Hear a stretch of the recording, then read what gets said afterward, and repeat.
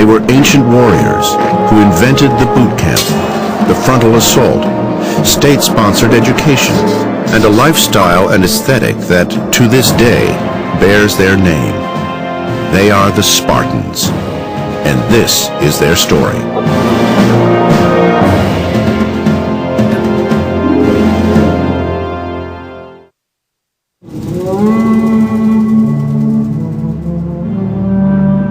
(480 BC), a narrow mountain pass at Thermopylae, roughly 85 miles northwest of Athens, Greece.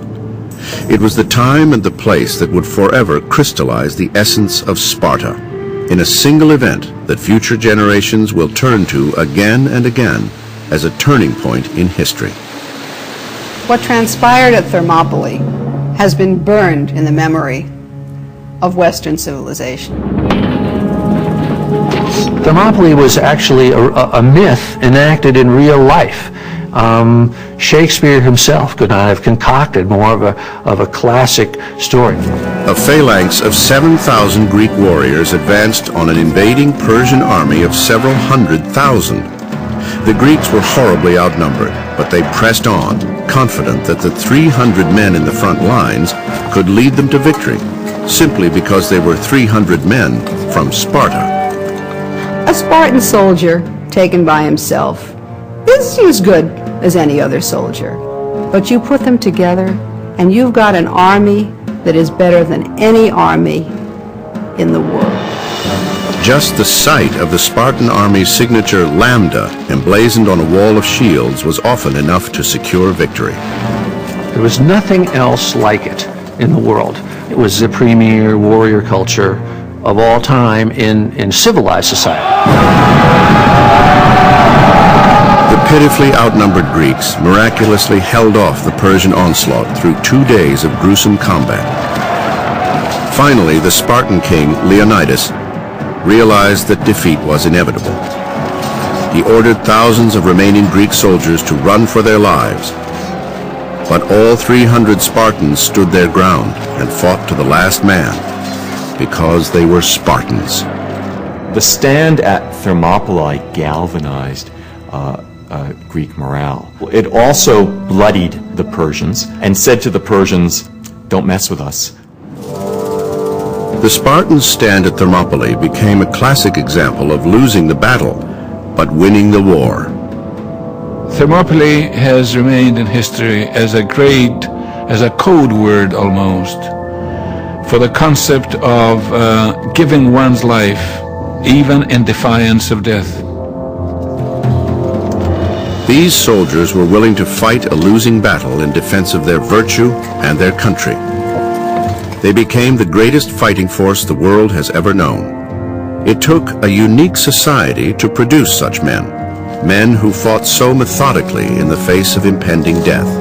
The Spartans exemplify something that's a very important part of human nature, a drive for purity, a drive for order, a drive for harmony, a drive that gives us the courage not to fear death, and a drive that makes us fight for an ideal such as freedom at any cost.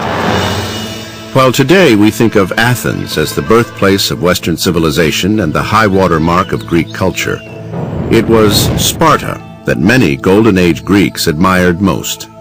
They were really thought of as a kind of an ideal of Greek civilization. But it was a utopia in the sense that it was dedicated to an ideal of virtue, of service to the community, of selflessness and unity.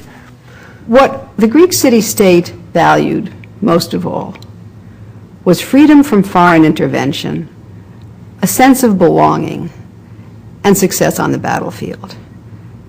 Sparta was abundant in all three.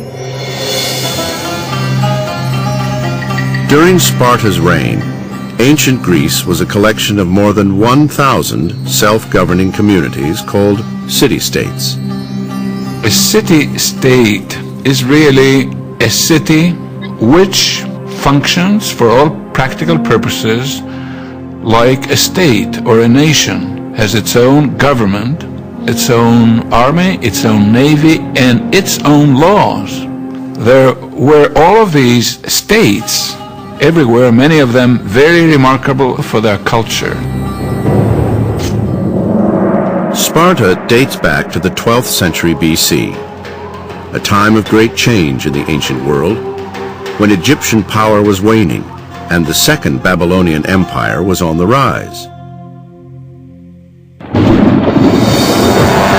According to Greek legend, Sparta began with violence and conquest, when in 1150 BC, invaders from the north, who believed themselves to be descendants of Hercules, moved south to reclaim what they believed to be their ancestral land.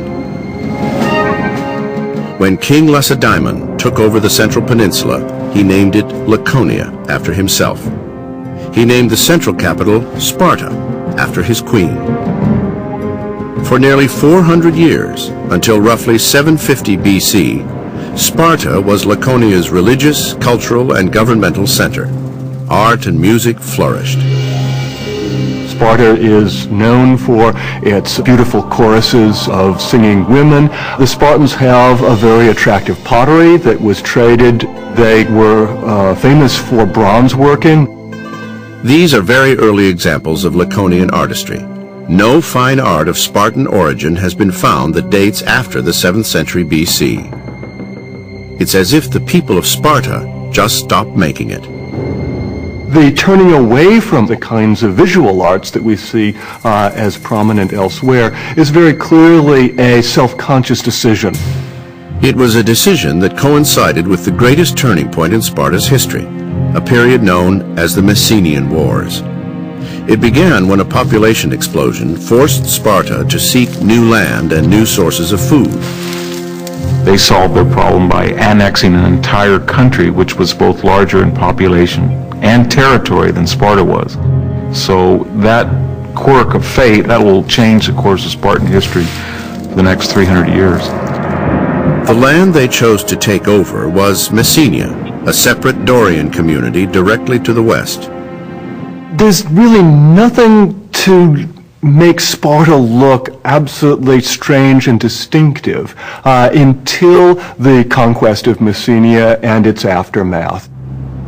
Messenia had rich farmland and a thriving agricultural economy. Today it is where the famous Kalamata olives are grown. Messenia was also surrounded by rich stores of iron, Greece's most precious commodity for military equipment. Sparta needed Messenia, but the Messenians did not go quietly. This was a long and hard war. The Spartans were not able to put down Messenian resistance easily or quickly. The initial difficulty is simply topographical, getting over Mount Taygetos, which at its peak is 8,000 feet. But of course you don't go over the peak, you go round the side, and that means a detour, and that means marching a very long way. So you're very far from your base. The people of Messenia were on their way to creating their own city-state culture. They resisted, they tried to remain independent, but the Spartans defeated them. It would take nearly 100 years for Sparta to fully overtake the Messenians. But by the 7th century BC, Sparta ultimately controlled 8,000 square kilometers and became the largest city-state in the Greek Empire. The Messenians were forced to work the land as agricultural serfs called helots. Helotage is a kind of tenant farming. A helot has a farm to which he must dedicate a certain part of every year's produce to a Spartan master. A particular Spartan master is in charge of each helot's farm, and yet the master doesn't actually own that helot as an out-and-out slave. He can't buy him and sell him. No other city-state tried to enslave an entire Greek people. There's probably 250,000 residents of Messenia, and Spartan society is coalesced around 10,000 Spartiate warriors. So they're vastly outnumbered. We ought to think of Sparta as a state under siege. In some sense, there's an analogy here to modern Israel. Now, of course, there are many, many differences, but the Spartans and the Israelis have this in common, that they cannot afford the luxury of giving up their security needs. The situation called for the Spartans to remake their society from top to bottom. They developed new rules that would control every aspect of its citizens' lives.